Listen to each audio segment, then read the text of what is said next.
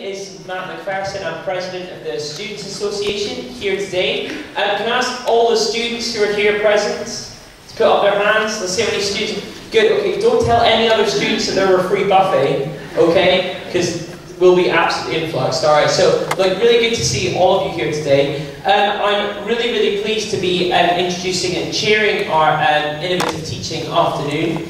I really want to start by saying that although Simon will be kicking off with a presentation which will be very exciting because it's done on this new programme, Prezi. I think that one thing that will be really evident in our workshops and in our discussion this afternoon, innovation isn't just about embracing new technologies. It's really about embracing new ideas and something much more than that. And I really hope that each of us recognise the learning that we had when we were first at school, in which there wasn't a computer in every classroom. I'm 23, and that was even the case for me. But there were still great teachers, and there were great people inspiring young people and older people to do great things and to really develop their learning. And I really think that that's the key of what today's about. So it's a great pleasure to see you all here. It's a great privilege to chair this meeting. I also want to pay tribute to the Institute of Academic Development and Vice Principal Di Hounsell, who are here today, and for all the work they've been doing, and actually all the university, in working in partnership with EUSA over innovative teaching and throughout the year in the good stuff that we deliver for students. The Teaching Awards and Innovative Teaching are really what EUSA and I believe student unionism should be about. It's not just about criticising where we things go wrong, and in the past that may have been the case, but really it's about embracing new ideas. It's about bringing forward good practice, identifying good things, and spreading that good practice across the wider student body. And so, without any further ado, it's my great pleasure to introduce someone who's familiar to a lot of us because of his achievements in innovative teaching. Simon Bates is a professor in physics and is a Dean of Learning and Teaching in his College of Science and Engineering. It's a great pleasure for me to introduce him today. Just before I do, there's only one slight change to the programme, which I've got to draw your attention to. The parallel workshops, in which your programmes say they start at 2:45, actually start at 3:30. Because you'd have a jolly good job of getting from your 3:15 workshop to the next one by 2:45. You'd have to move very quickly, but maybe Simon could talk more about that in his presentation. But it's very good to see you all here. Without any further ado, I'm going to ask Simon. So, welcome, Simon. I don't plan on using the microphone. Can everyone hear me towards the back? I can take it off. So, as Matt said, I'm going to talk today about some work we've been doing in an introductory first year physics course. I've called the talk The Inverted Classroom. You'll see where the name comes in a few minutes' time. And he's already teed me up for technological failure by mentioning the fact that I'm trying to fly this thing from about 10 feet away and not using PowerPoint. I've tried not to make it. You can do all kinds of sort of twirly things and zooming things with this piece of software. Hopefully people won't be leaving seasick halfway through. So this is, I mean, I'm the one standing up here giving this talk, but right at the start I want to acknowledge that what I'm presenting is very much a team effort. The context that I'll be talking about, as I say, this introductory first year physics course, has a course team involved in delivering the course of about 23 people. Academic staff, postgraduate tutors, secretarial and admin support, and technical support as well. And Ross Galloway, my co-author and co-conspirator in this, is the course organiser for the course. So, it sits in the context of Physics 1A. I've been teaching Physics 1A here for excuse me, 13 years. It's about 200 students each year. A few years ago it was 300, that was fun. Half the students are studying towards a physics degree, half, as is very common I'm sure in your own department, is students taking it as an elective or an outside course. So we have about half the class wanting to be physicists, heaven help them, and half wanting to go off and read for a different degree. The course has quite a history in terms of teaching development and technology-led development. Now, I should say at this point, there will be things on this presentation that you won't be able to read, like this, for example. That's quite deliberate. This Prezi has a lot more information than I'm going to be able to cover in the next 20 minutes or so. What I can do is I can make it available for people to have a look at, because one nice thing you can do with this is pack in a lot more information than you can get into a sort of linear series of PowerPoint slides. But just to give you a sort of sketch, some of you have maybe come across Physics 1A in the past. We've been using the VLE to support the face-to-face delivery of the course long before the university had a VLE system, or at least had a central VLE system. We've published a number of things relating to the sort of pedagogy of the course, the teaching philosophy. It was intimately associated with the introduction of clickers in a large-scale use in science and engineering. We piloted the use of teaching studios as rooms in which we could do interesting kinds of teaching things on the course. And from time to time, one or two of us associated with the course have won stuff. So it's a fairly successful course, I think. It gets great feedback from students, but this year we've decided to, I think, change more things than we've done in the last 10 years put together. And the changes were really in 3 areas. We changed the assessments. I'm not going to talk about that, but very briefly, we let students write some of their own assessments and peer mark some of their own assessments using an online tool called Peerwise. We changed the examination.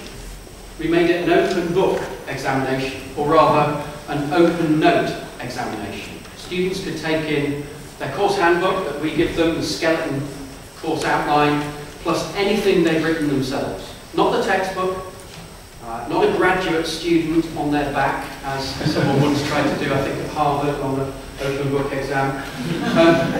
We also substantially changed the lectures, and that's what I'm going to focus on this afternoon. And that's where this idea of inverting the classroom comes in. What I'll try and cover is what is an inverted classroom, or sometimes as it's called, a flipped classroom. Why I think we need it. I think that's pretty self-evident, or at least I hope it will be in a few minutes' time. And tell you a little bit about what it might look like, or specifically what it did look like in this first semester physics course, which ran in semester 1 this year. So, let me sort of broadly think about learning things as, rather naively, a 2-stage process. You get information, and then you make sense and assimilate and build into your own knowledge structures. And many of you, I'm sure, will be familiar with this kind of a map. This is the cognitive domain of Bloom's taxonomy. So at the bottom, we've got the low-level stuff, like knowing things, knowing stuff. Comprehension, moving up to the sort of higher order skills, the sorts of things that we all aspire to develop in our graduates in any course at the university. But at the top, we've got things like analysis, synthesis, evaluation. Some people prefer the list of words on the right-hand side. At the bottom, you've got remembering, understanding, application of knowledge, ability to put things together and synthesize new information from what you have. So in inverting the classroom, here's what we did. I think an awful lot of what we do is still based at the bottom couple of rungs of this hierarchy. There are still an awful lot of lectures here and elsewhere that are still seen as primarily a way to pass information to students.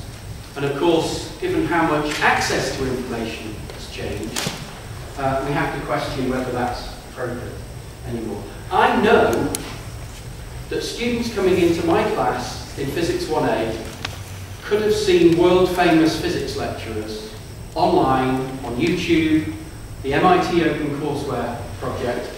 They could have got access to the entire course material, assessments as well. So, using the lectures as a vehicle to simply provide information, I don't think is appropriate anymore. So the basic idea of inverting the classroom is to do that outside lectures, to put that before you meet the class in lectures, so that you can spend more time doing stuff towards the higher end or the upper end of that pyramid. And so that's basically what we did. We moved all the content for the course outside the lectures. Lectures became open discussion sessions facilitated by these clickers, these electronic voting systems, and lots of peer interaction and discussion in the lectures. So let me tell you a little bit about what exactly we did. This shows the sort of cycle that we used, that repeated on a weekly basis for the students on the course. We started by setting pre-class reading. So every week we said, by the start of the next week, you need to have covered this material. We have quite a rich set of online resources developed over maybe 10 years or so associated with the course. We set them textbook reading. We had web-linked material, so making use of some of this stuff that we know is out there for students. So we pointed them to snippets out there on the web. And as some of you might have seen if you were in the room where the sort of exhibition was, we made quite a lot of use of these smart pens and screencasts as a way to deliver sort of fairly rich information to students. Essentially, this was all the information and content for the following week of the course. So we set them that. And I know what some of you are thinking. Yeah, we know how hard it is to get some students to engage with pre-class reading. So we had a small incentive. At the end of every week, we had a reading quiz. This was available from whenever we published this week's list of content. It was delivered online through WebCT, so it's automatically marked, multiple choice questions, 6 questions each week, mainly content knowledge. Right? So we're just making sure we're giving students some incentive to actually engage with the material and in a fairly low-level way, test their comprehension of that material. With the expectation that diligent students should be getting about 80% each week. And so 8 out of 10, 5 questions, 2 marks each. And there's a very small component of the in-course assessment, I think it was about 1% per reading quiz, that counted towards the assessment.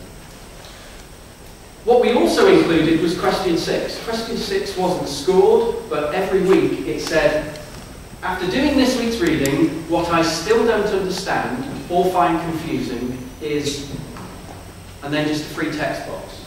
And we also said, if you don't find anything difficult to understand, what did you find interesting? And we got a lot of responses from students. About 70% of the students wrote something in that. What we then did was we asked one of our teaching assistants to give up an hour of her Sunday evening to collate that information that students submitted for the answer to question 6. And this shaped what we would spend time doing in the lectures. So if I came in on Monday morning to this collated set of information telling me that students were really having a problem with circular motion, that was used to inform what I would spend time on during the lectures in that week. So we focused, if you like, on the issues that students reported that they had most problems with. The main way we did this, not the only way, the main way we did this was a technique developed by Eric Lazur, a physics professor in Harvard. We had him here last year for a lecture, if any of you saw it. It's a technique called peer instruction. So the basic idea of it is you pose students a question, they vote individually with the electronic voting handsets. You don't show them the answers, but if you have between about a third and 3/4 of them getting it right, you open it up for discussion. You tell them to find someone near them who voted differently to them.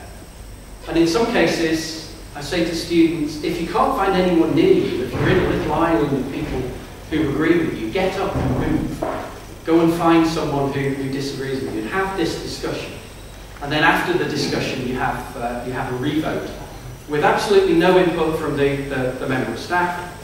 It's all about the students discussing it themselves. And I'll show you the outcomes of 1 or 2 of those discussions later on. So if you're interested in finding out more about peer instruction, including links to Eric's lecture when he was here, have a look at the Prezi afterwards. There's lots more information there. The final thing we did after that week of lectures was we had the sort of traditional weekly hand-in that was based on the content that students had covered. So if you like, this complemented the lectures, clear focus on solving problems, and 3 of these were chosen from a group of about 12 to be the hand-in problems. So if you like, there's still the sort of traditional weekly assessment cycle. So that's basically it. That's how we inverted or flipped the classroom. So now let me tell you what happened. I want to show you some evidence that I think is pretty compelling in terms of student engagement. And then I'll show you some student feedback, and then I'll try and show you some evidence for learning. So not just a case of, did they do it, did they like it, did they actually learn something from it? So if you're kind of skeptical, you might think, online reading quiz, expect students to do it over the weekend. They're not going to do that. Well, they did. They did do the reading quizzes. Participation was somewhere averaged around 85%. We'll just show you that graph in a bit more detail. So that's the fraction of the cohort completing the quiz. And if you can't quite read it at the back, this is 80%. So that's the fraction of students who are actually completing it. I'll show you the average marks they got a little bit later. So they did do the reading quiz. They did the reading quiz meaningfully.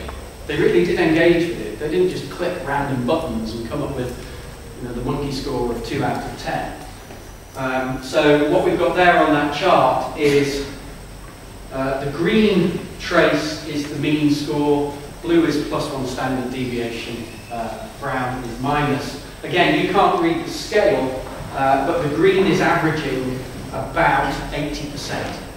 So not only are the vast majority of the cohort doing it, the average score for a cohort of 200 students is about 80%.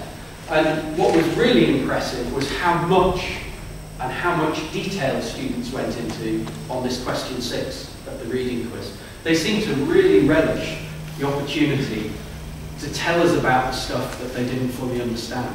Sometimes even weeks after we'd gone past that point in the course. 7 weeks into the course, I'm still having problems with this, but I think it's beginning to become a little bit clearer. And they did come to lectures. Okay, so we've given students essentially all the material before they ever set foot in the lecture theatre. And I've certainly heard people sort of go through the same old arguments of, well, I don't want to give out notes before my lecture because then students might not come. Well, we gave them everything. We gave them access to course materials at MIT, textbooks, absolutely everything, and they did come to our lectures. In fact, we had the highest sustained attendance that I remember in the course for over 10 years, even when it was dark and miserable and wet. And so what this graph is trying to show you is it's a plot of the number of votes we got for all the clicker questions that we asked on the course. So each of those is one separate clicker question in one of the 30-odd lectures in the course. We did about 140 of them. Some of them, were sort of general fact-finding and feedback questions. They weren't all directly associated with the course. About 90% of them were. And what we have seen in the past with this and other courses is you get this sort of initial bloom of enthusiasm, then you get this ski slope as you tail off towards the long dark days of week 10 or week 11. And you could maybe say we're seeing a little bit of that down here, but overall, that to me shows fairly clear evidence of sustained engagement with the course. And before anyone thinks it wasn't the case that one student came with about 15 notes. Because we wouldn't notice. What did students think about it? Well, I'm going to show you the data and let you see for yourself. This is what we call the bottom line question. We ask it on all our course questionnaires. Overall, I feel this course was poor to excellent on a 5-point scale. Over 50% of the people who responded rated it excellent. So that's kind of we specifically asked them, look, we told them at the start, this is the first year that we're doing the course in this way. We want your feedback. We want your feedback specifically on this style of teaching. Please indicate your preference on a scale of strongly prefer a more traditional approach to strongly prefer the approach that we've adopted. Again, 55% of students said they strongly prefer what sounds like a cat food ad. Some student feedback. Now, I've said they're typical student feedback, and I know what that's normally code for. That's normally code for the 4 positive comments that students wrote on our course. That's not the case here. It really is almost all like that. And if you don't believe me or you want to find out for yourself, the link here takes you to our course survey results. So you can go and have a look at it yourself. Some interesting comments. This one here, the style took time to grow on me, but I now prefer it. So this is really, really different for students. And I think we have to acknowledge that. You know, it takes some of them some time. And in fact, Eric Mazur, who sort of developed part of this instructional technique at Harvard, recounts a tale where in the very first few weeks of the semester, one of his Harvard students, very bright, very motivated, comes up to him and said, "Professor Mazur, why aren't you teaching us anything?" And then about really complaining about what they were or weren't getting during the lectures.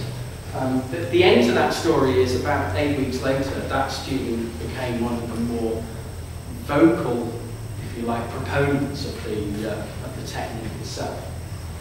So really good student feedback. They did it, they liked it. Did they actually learn anything? We think that they did, and we think we've got some fairly compelling evidence to show you. So we asked lots of these clicker questions, and if they fell between, on the initial ask of the question, between about 30% getting it right and 70% getting it right, this is the sort of happy range where you can have a productive discussion among students about what the right answer might be. There's no point doing this if only 10% of your students get the right answer, because statistically there's not enough of them in the audience to be able to have a meaningful discussion. Likewise, if 90% get the right answer. But this is one example of what happened with one of these questions. Here's the question. I'm not going to ask for a show of hands, though it's always interesting when you do, because you see even physicists get this question wrong. The conceptual questions, they don't require lots of calculation. You don't need to pull your calculator out. They're really testing the conceptual understanding of, in this case, Newtonian mechanics. So let me show you how the votes went. The first time, we got about 60% of the class getting it right. But I looked at that, and as I say, you don't show the students this graph. You can have it on your laptop, but not project it to the students. I thought, well, this is, there's a third of the students getting it wrong. Let's have a discussion. So they have a discussion. I give them no sort of hints or pointers. That would be trying to influence them one way or the other. And that's the post vote. 95% of the class getting it right. And, being scientists, we like to count things. So a parameter that's often used to characterize these questions is the idea of a normalized gain. So you can measure the increase in the percentage of students getting it right. And the normalized gain really normalizes that for the total fraction, that is a fraction of the students who can get it right. So as an example, 60% get it right to start with, 95% get it right subsequently. That's a normalized gain of 35 out of 40. So it increased by 35% out of a possible 40%. So it's a normalized gain of about 0.8 or so. If we plot what the normalized gain looks like for all the peer instruction pairs in my part of the course. So I teach the first third of the course. No, sorry, that's all the peer instruction pairs for the entire course. I beg your pardon. They're almost all positive. I really like this one. Number 39 is negative. I like that. It proves we're human. Right? But on average, something like 50% of the students who initially got the question wrong got it right after peer discussion with their neighbours in the lecture, with no input from us as academic staff. So that, I think, is quite nice evidence. Something else we can use is there's a whole plethora of standardised diagnostic tests in the physical sciences. The most famous one is this thing called the FCI, or the Force Concept Inventory. And this has been delivered, I think, to over 1 million students studying physics across the world since it was developed in the 1990s. And we've been using it for about the last 6 years. And typically how it's administered is you give it to students at the start of the course. Hello, welcome to Edinburgh, welcome to Physics 1A, please do a test. Right at the start of the course. And then you give it to them later in the course. We did about week 8 when they've covered all the material on the test. So you get a pre-score and a post-score, and in exactly the same way as I showed you on the previous slide, you can calculate this normalized gain parameter. And it's quite a nice way of measuring what you think students have learned according to this validated test. I mean, the original paper for this, which I think was published in 1992, has been cited over 2,000 times now. So let me show you our student scores. Here's the pre-test. So this is week 0. It's a 30-question multiple choice test delivered online. The average for the whole cohort is about 20 out of 30, so about 60%, but a very broad distribution, right? There's a small number of students already doing very, very well. The authors of the test identify about 25 out of 30 as what they call mastery of Newtonian concepts. So you are thinking like Isaac Newton was thinking if you score something like that. But a broad range. So that's the pre-test. Let me try and show you the post-test. This was remarkable when we saw this. The modal value, the modal score on the post-test is full marks. And the average score is about 25. So on average, our Physics 1A students are, so the archetypal or the average Physics 1A students, it is a Newtonian thinker. They've passed that mastery threshold.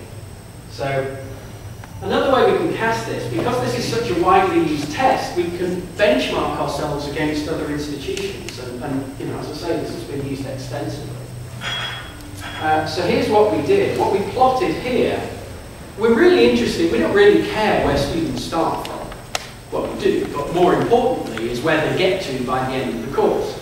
So don't worry too much about the y-axis here, the normalized gain. If you look at the post-test score, this is, if you like, a measure of where we get them to by the end of this course.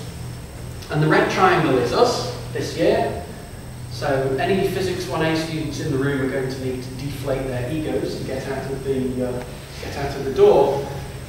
The only dots that are further to the right are Eric Mazur's class in Harvard, from the time when he was introducing this back in the late 90s.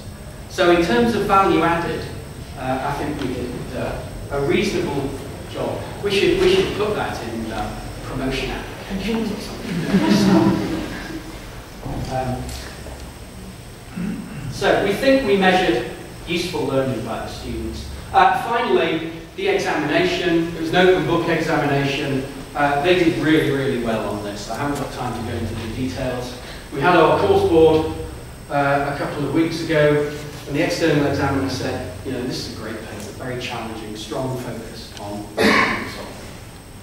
So let me just close by addressing what I think everyone must be thinking. What about the workload? I would argue that this is more, you have to make a mental shift if you want to do this. rather more than the sort of physical time you need to put into preparing it. There is a one-off cost to prepare reading quizzes. We didn't have the reading quizzes. I was doing it, Sunday evening just before I published them. But, there are ways around this. People, if they want to do this, go and apply for one of the Principal's Teaching Award scheme small projects. These things that give you £1,500 to do, essentially a small piece of work. It will pay for a summer student to be able to create a bunch of material, a bunch of quizzes for you, if you want to. You obviously need to access good Clicker questions. There are so many repositories in subjects across the academic spectrum now. I think the main thing that we felt doing this course this year was the change in the classroom atmosphere. It was fantastic. We had discussions with the entire class. I spent more time halfway up the lecture theatre in Appleton Tower than I did behind the bench at the front. We had people volunteering comments, discussion, information right from the back of the class. And they weren't afraid to be wrong, because we managed to create the environment where it was okay to be wrong. It was a discussion amongst peers. So that was really nice. Forget about any aspirations to carefully plan the timekeeping of your lectures, because after 15 minutes, if you do a Clicker question and the results go different to how you naively assumed they might, you can end up in a completely different place by the end of your lecture than you think you wanted to do. However, it does give you much more freedom from having to cover this piece of content, this piece of content, and this one, to shoehorn it all in. Because you put all that outside, it allows you to focus on what's important, which is really what the students can't do. And that's it. I finished. Thank you.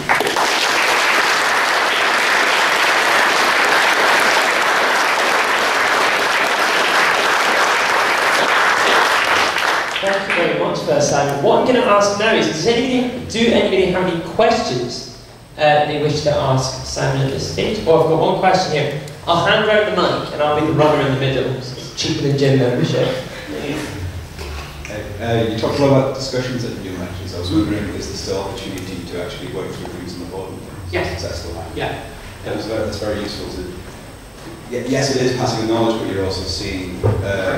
getting the process, getting the effort to go through. Yeah. But again, we do that in the spirit of discussion. So I'd set a problem, and rather than sort of charging off through it myself in the front, I'd invite comments from students that say, so how are we going to start this? How are we going to set up the problem? What's the first thing that we need to do?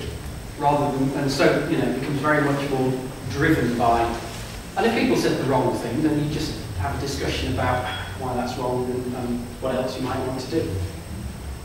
I was also wondering the exam. Yeah. Given that it's an open book exam, does that mean the exam itself is harder than what it was? It's different, because question 1 doesn't say, please regurgitate this section of your notes that you memorised the night before. Because there's no point setting questions like that. So I think there was maybe 10% of stuff on the exam that you could directly find the answer to by leafing through your notes. Of course, if you have to spend 20 minutes leafing through a disorganised sheaf of papers on your desk in the exam, that's not a productive use of your time. And actually, Ross went down to look at, sort of observe the exam, and there wasn't a huge amount of note shuffling, was there? No, not really. I mean, what we said was the philosophy you should take is that you can take your notes, but they're a safety blanket. If you've done the preparation properly, then everything you need is already in your head. And if there's a little detail that you've forgotten, or you think, oh, sudden brain fade, they're there. But if you've done your preparation properly, they'll sit on your desk unopened for the duration. And for a lot of people that was true, actually. There was not a lot of looking up. People genuinely knew what they were talking about. So this concern people have about open notes exams, the students never will learn this stuff. You do it properly, that's just not the case. You can have a go at the exam if you like. Okay. Yeah, I was just wondering, like, right now there is a lot of availability of so much content, and shouldn't be as well one of the roles of the lecturer to give guidance how to choose. You put a lot of stuff on your website, and they can go to see the lecture with Don't you see that in Arabic? But skimming through materials sometimes takes so much more time than actually, you know, that's why we want to go to lectures sometimes, just to be given a direction to understand better. So I don't think we didn't overload the students each week. So we did say, here are 50 links, all of which you should digest. It was, you know, here's 10 pages in your course handbook. Here are the topics. Here are some things that you might want to look at that give an alternative presentation. So it wasn't about submerging the students. It was really saying, this is what we expect you to do in self-study outside the class time, rather than overwhelming you with stuff. Any other questions? Yep. Just because nothing is perfect, what would you improve in your approach? I'd be more organised next year, not doing reading quizzes at 10:30 on Sunday night. To be honest, I can honestly say I wouldn't change very much. And I would find it very, very hard to go back to traditional lecturing after this. I get the distinct sense that I've gone through a one-way door, and I don't think I'm coming back. I think it sounds great, so this question is a challenge, but I'm just wondering what you'd say to the student who complains about the possibility of free riders and says, I do lots of preparation, other people come along, haven't prepared, I give them the right answers and tell them why because I've spent a lot of time on it, they don't get it right, it's not fair, people can free ride, but if the lecturer is telling them, then at least it's the lecturer who's getting paid, who they free ride off and not me. The free riding doesn't give them much credit in terms of the course assessment, because most of what we do in the lectures and the workshops and the weekly assignments, 70% of this course is determined by that 2-hour exam. Right? So if they free ride, they will probably get found out in the exam. And there always are people like that on the course. It's 200 students, right? There were people who appeared for the exam. I'd never seen them before. Who were these people? I've got no knowledge of them. But in different places where this is done, in the States, for example, you get participation credit for 10% participation for turning up and pressing a button on your clicker. We've never done anything like that. They're not marked at all. They're purely formative. Okay, and the whole idea is it's an investment in your learning on the course, but you get the chance with the assessments and the end of course exam to demonstrate the effect that's had. Wonderful. Thank you very much. I'll take one more question. You mentioned screencasts. Yes. Have you got time to explain what those are? Very briefly, screencasts are basically a way of recording your computer screen with a voice track, and possibly a webcam. There's popular bits of software like Camtasia or even free software that will do it, Cam Studio and things like that. It's a way of presenting, delivering information to students. Pencasts, as I said, we had an example. These are smart pens. You write on digital paper and it synchronizes your voice with what you're writing. So it's a great way for a subject like physics, where a lot of it is about solving problems, showing the students the process of solving the problem, not just the final artifact, but what is the right answer. And these are sort of flash movies that get access to the web. Thank you very much. I'm afraid we're going to have to end it there, so I'm very conscious of time. I'm now going to invite Jonathan Spencer, who's from our Social Anthropology department, to come up and speak a little bit about his programme, what he's been doing there. Jonathan, as well as Simon, has been a recipient of one of our awards, and Jonathan rather impressively won the award for Best Overall Course for Ethnography Theory and Practice. So it was a really great achievement, and we are very, very grateful for him giving up his time today to come and speak to us. So without any further ado, I introduce to you Jonathan Spencer. I'll try bellowing, and if I stop bellowing, just complain from the back.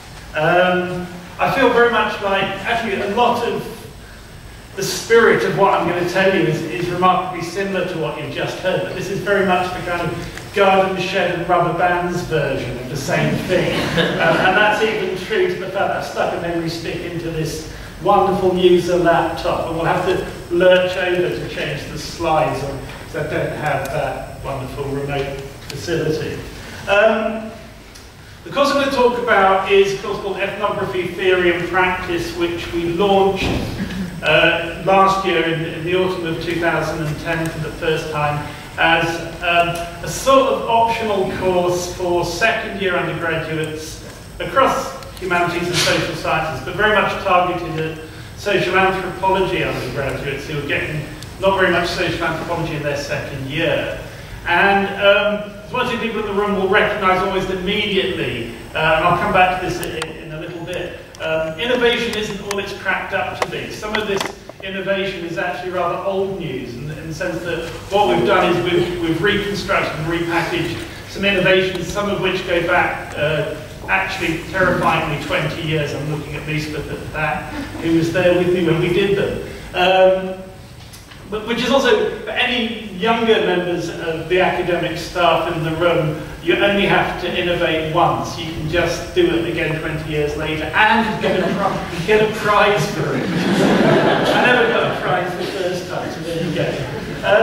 What I'm going to do is, oh, by the way, I haven't got one of those great presentations because this is actually a PowerPoint format I discovered called Playpen, which sums up a good part of preparing the course.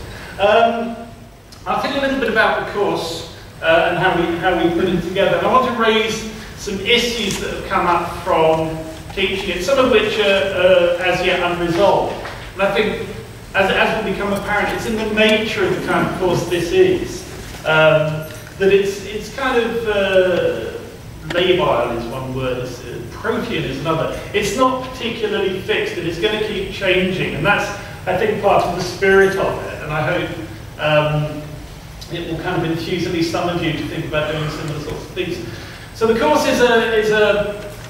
we have had about 50 or 60 students on it each year. The first year, I mean, those of you who teach in the first 2 years of the HSS syllabus, and actually probably also in science and engineering too, you'll know that there are these great big supertanker courses with hundreds of students on.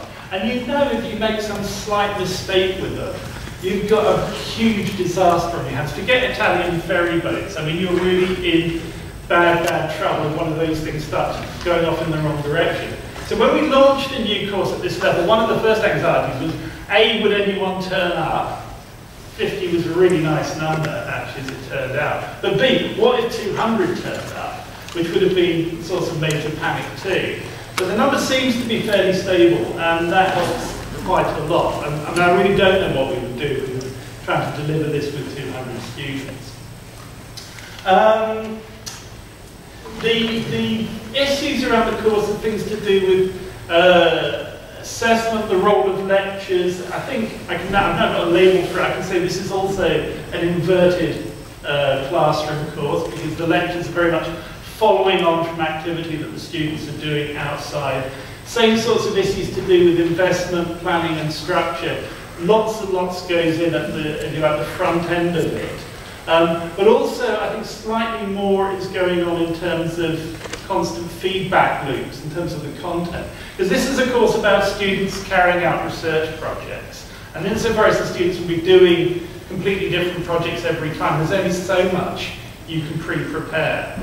So I'll tell you a little bit more about it. The course is called Ethnography. And ethnography is basically what people like I do when I'm doing my research, field work. There's a rather complicated definition of it there from a sociologist called Loic Wacom, who wrote a book.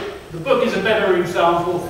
He wanted to write about being black in urban America, being male, being black. And what he did is he signed up at a boxing gym in the south side of Chicago, got beaten up a lot by black urban male people in the boxing gym, and wrote a wonderful book about it, which actually puts most of us to shame. But it's about going in, participating, getting into social settings, and actually understanding, as it were, what's happening from the inside. And it's not a purely academic issue either. Ethnography is increasingly being used as a research tool in all sorts of non-academic settings. This is actually taken off the Intel website. The Intel Digital Health Group was using ethnography to work out how to use high-tech products to improve the quality of life of elderly people in Ireland. And I know about this one because one of my PhD students was leading the group that was doing this work. So he'd taken an anthropology PhD off into working for companies like Intel, people like Nokia.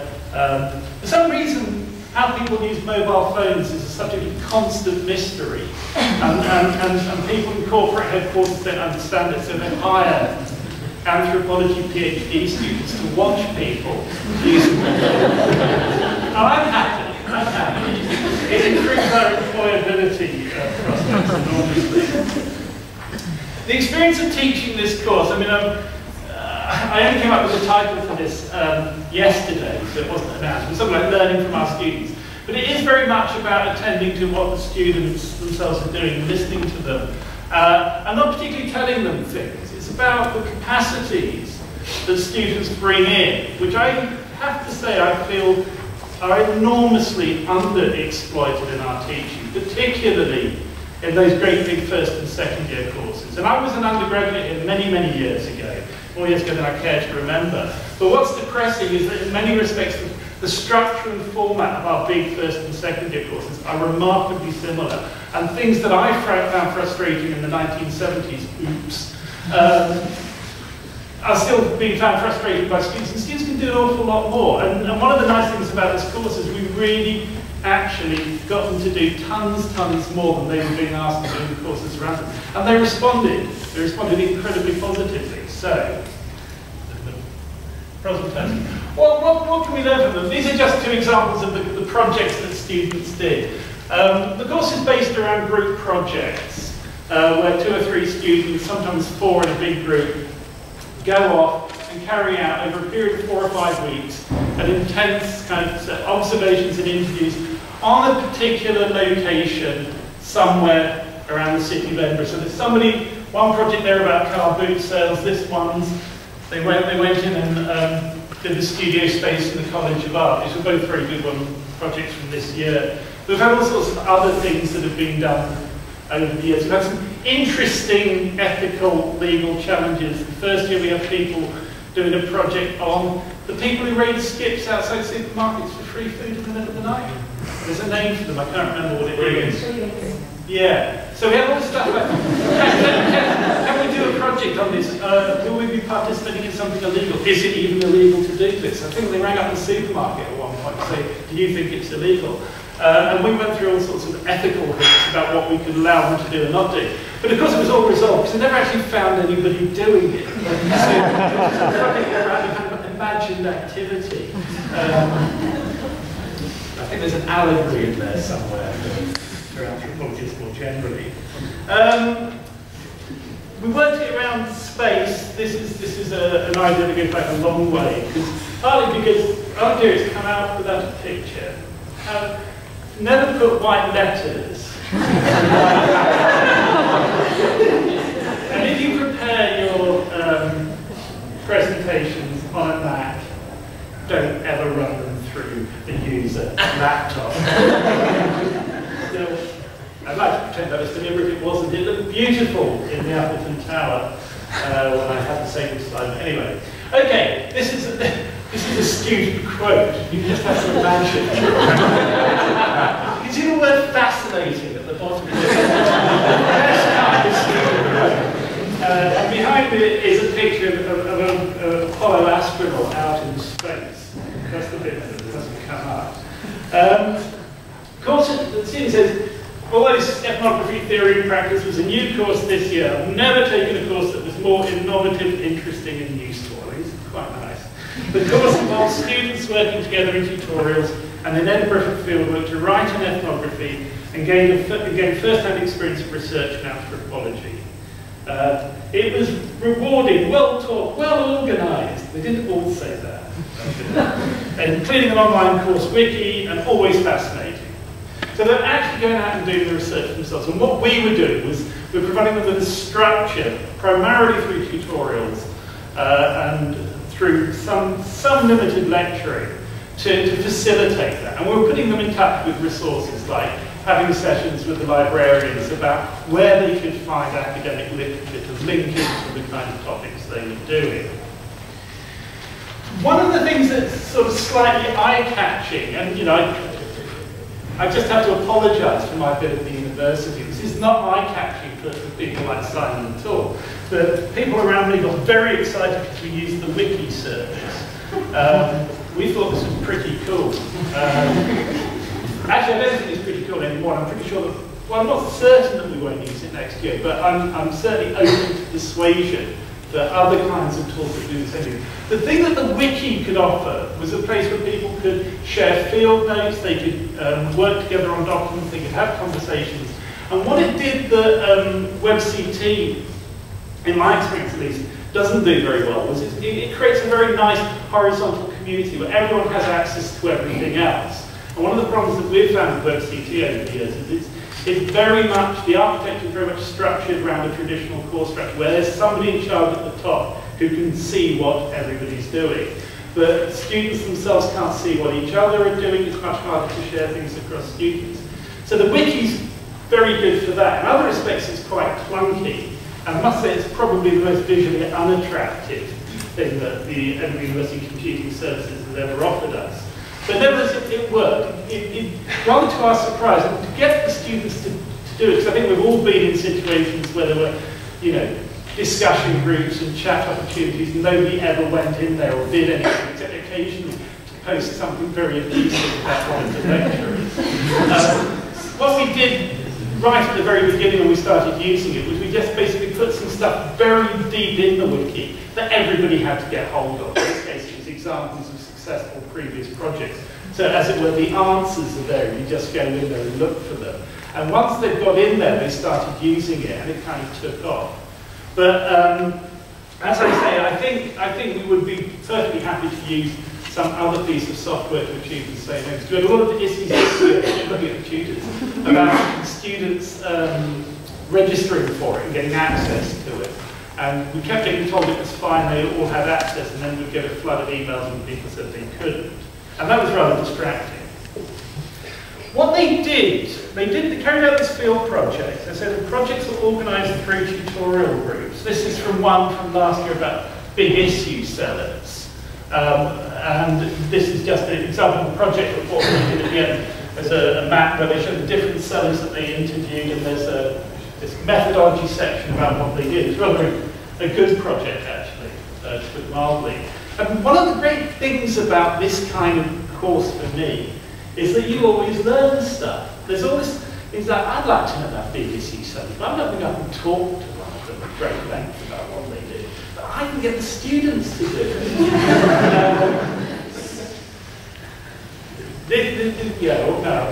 I'm just going to censor myself. I'm thinking about some other great student projects around Edinburgh that I'm really glad somebody else did, not me. I think I might discuss those afterwards over a cup of tea if anybody wants to raise them.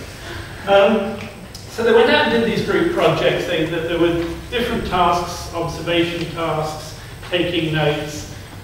These would get uploaded to the wiki, they'd be compared, and then they would collectively write a group report at the end, which is the main piece of action for the course. Now there's a number of issues that come up in this sort of thing, and some of them again I think Simon has raised some similar ones. I'll start off with the whole question of innovation. This is where I'll fess up.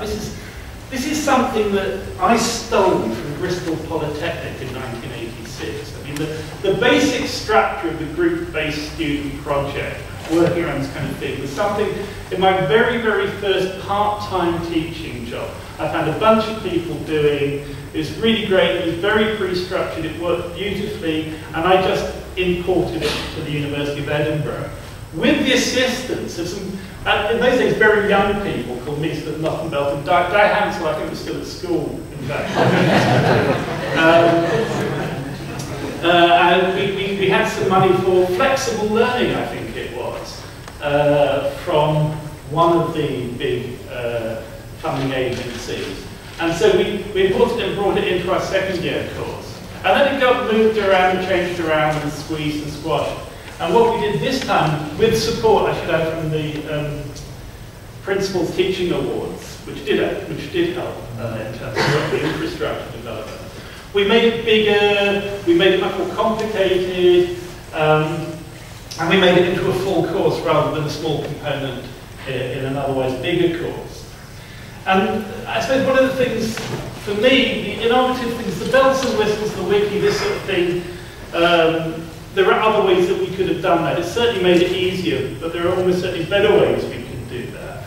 The real innovation for me, I think, every time we've done something like this, is teamwork.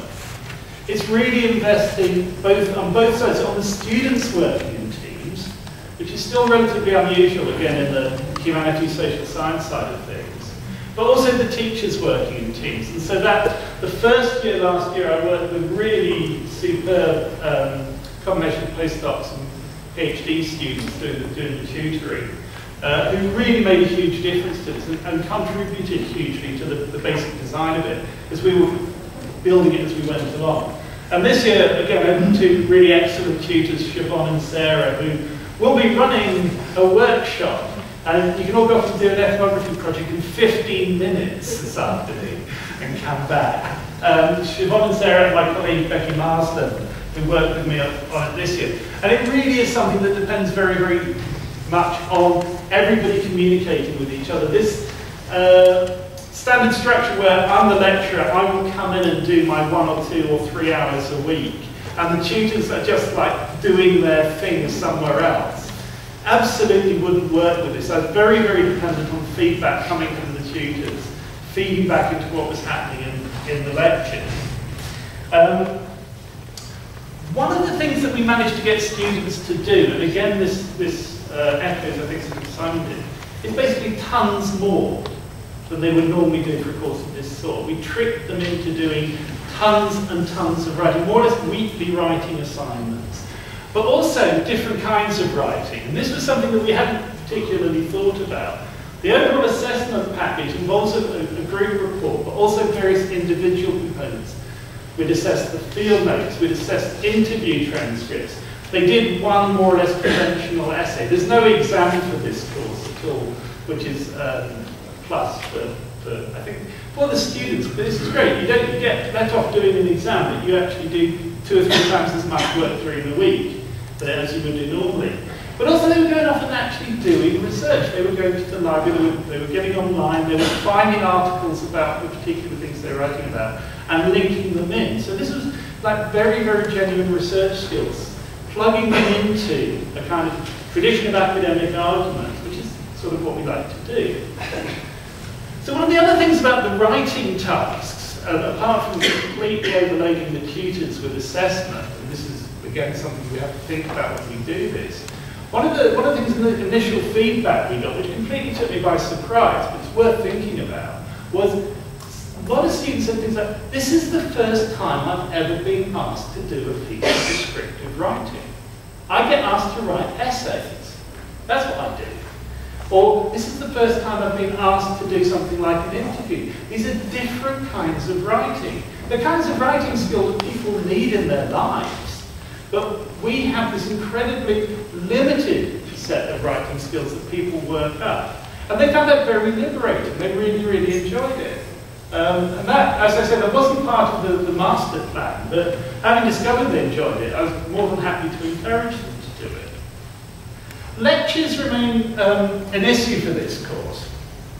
And I don't know that I've got quite as clear a sort of answer to it as Simon had, but it's a similar sort of thing. The lectures are not about delivering content. We don't tell people. They're not didactic in any kind of straightforward way. There are far fewer of them. So again, this is interesting in terms of the pressure on contact hours. The contact hours of this course are relatively low. The students are doing a lot of work. They're doing a lot more work than they would do in courses with twice as many contact hours. But I'd say that the workload from the point of view of the people delivering the course, the tutors and the lecturer, is at least as high as it would be for a conventional one. So I think the fetishization of contact hours is a problem. I can understand why students are saying they want to have more contact hours because it's an easy measure of how much we care about them. But if it means that we couldn't do a course like this and we'd have to replace it with like 5 lectures of people telling you about ethnography, it would be absolutely dreadful. So we really do need to think about that. We have roughly 8 lectures in the entire course over the semester. There's some weeks with no lectures where the students are just doing their work. Of those, 3 were just guest lectures where people would come in and be inspiring about doing ethnography. And rather to my surprise, they worked. I mean, again, you have to be a bit careful about who you invite. Some people aren't very good at that, but it did actually work. And so, you know, one of the things that lectures can do here is not say, this is stuff you need to know, but this is why you should be going off and rushing off and doing it yourself and finding things out for yourself. But the other lectures, most of which were done by me, or me and combinations of people, were more and more trying to follow what was happening in the tutorials and help people with sort of practical things, just walk them through the tasks they were being asked to deal with. But also provide a forum for students to bring the themes they're working on, and for everybody in the room to try to kind of bounce ideas around. We're working on a car boot cell. What kind of anthropology is that? Where should I go for literature? And either I could answer that or other people could answer that. So the lectures are much more of that kind of format. And when it was working, it was a really great experience, because it was like about 3 times in my academic life I can think of that moment in the cartoon where you run off the cliff, you know, and you keep running. You realise you've got none of the familiar props. You're actually out in a new space. And there were points, certainly in the first year we were doing it, when I realised, you know, this course is not being driven by me. I'm actually responding to what the students are generating. And this was sort of at once rather terrifying and rather exhilarating. Terror is a theme throughout, by the way, the course organiser. But there are issues there just about the shape of the rooms that we teach in, and I wonder whether Simon has anything to say about that too. Because the rooms we teach, in particular for the bigger courses, are absolutely cracked for people talking to each other. They're all about pointing in one direction. So one of the things we're thinking about for next year is trying to find a flatter room to work in rather than an Appleton Tower lecture theatre, and trying to kind of reformat them more as it were workshops where people bring questions in, rather than things called lectures where people expect to be told something. And there is still that tension, and it's a tension somewhat from the student point of view, but almost certainly more from my point of view, about the expectation I'm standing up in front of them. I've got to tell them something. I can't simply respond to the questions they're bringing in. And that's a difficult one to deal with on the long term. And the final issue that's come up, this is just from this year's feedback. This is actually good. You can actually read some compliments this time. I'm not making them up. But somebody said, well, why can't we run this over two terms? So we took a 5-week exercise that we used to do, turned it into a 10-week, 11-week, 12-week exercise. And you students said, well, why can't we do it over two terms, 2 semesters? And you think, well, why not? In other words, rather than have this as just one isolated example of very, very different practice, what's to stop us making this kind of thing much more the norm for how we're delivering some of our teaching and some of our stuff, and not the other way around. And I see no reason whatsoever for that, but that I have to convince my colleagues of to see how we get on. Thank you very much.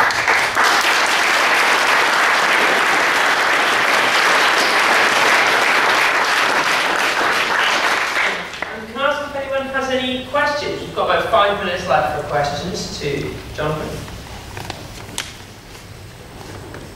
Thanks. One of your slides mentioned peer assessment of the final report. Yeah. Could you say more about that, please? Yeah, this is something I think we want to expand actually, but one of the simple parts, and it goes back to the free rider question, is that people can allocate marks for contribution. If you've got a group of 3. I haven't talked about that. We've run that part of it for 20-odd years, and it runs remarkably smoothly in terms of people participating, but you do get the odd sociopath wanders in.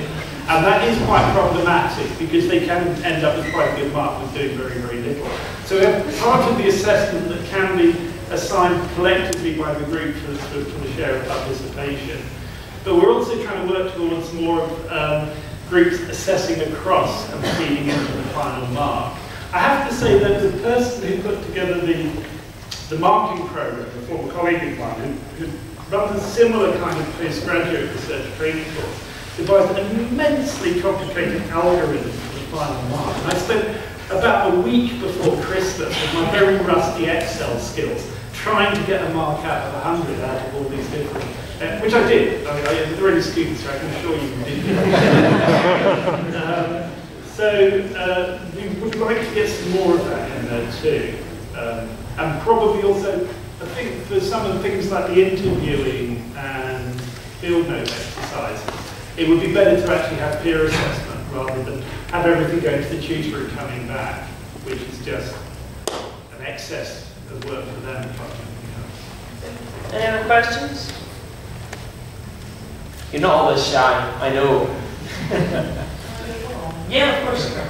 So then following on from that, do you have to give some guidance on feedback? If you're getting people to peer assess, do you give any guidance on giving good feedback? Because otherwise, you know, people can be quite lazy about how they're feeding back to their peers. I'm looking in panic at the tutors because this was happening out of the room I was in. Yeah, Sarah. We had a sort of checkbox of 5 things that they had to consider. It was last term that we taught it, so I'm just trying to think what they were. But I think one was finding literature, one was negotiating access to the field site, another was just being punctual and reliability, so things like being punctual and responding to emails and stuff like that. And there was another one on, they had to give a presentation, so how, you know, whether they contributed to that, and then the final write-up of the report and how good they were at helping with that. So we had those sort of 5 questions in mind, and then they gave an overall mark at the end of it. I just add to that, I think because there was so much contact among people working in small groups together and with the tutors and the lecturers, actually something that was nice about this course was if a particular student or a group of students were having a problem, we sorted it out kind of as and when it arose, hopefully as soon as possible, so there weren't really any kind of nasty surprises come finally. Yeah. One of the things that we got in the feedback session at the end of this version of it was a sense that the tutorial time was getting incredibly packed because there were so many different things going on in that. So if we were to expand anything, it would be the small group, or find something outside the formal tutorial where some of the stuff could be getting dealt with and other things could be happening in the tutorial. Anything else? No. Remember this moment because we are ahead of time. So, in that case, I'd like to thank Simon and Jonathan again for sharing their experience with us.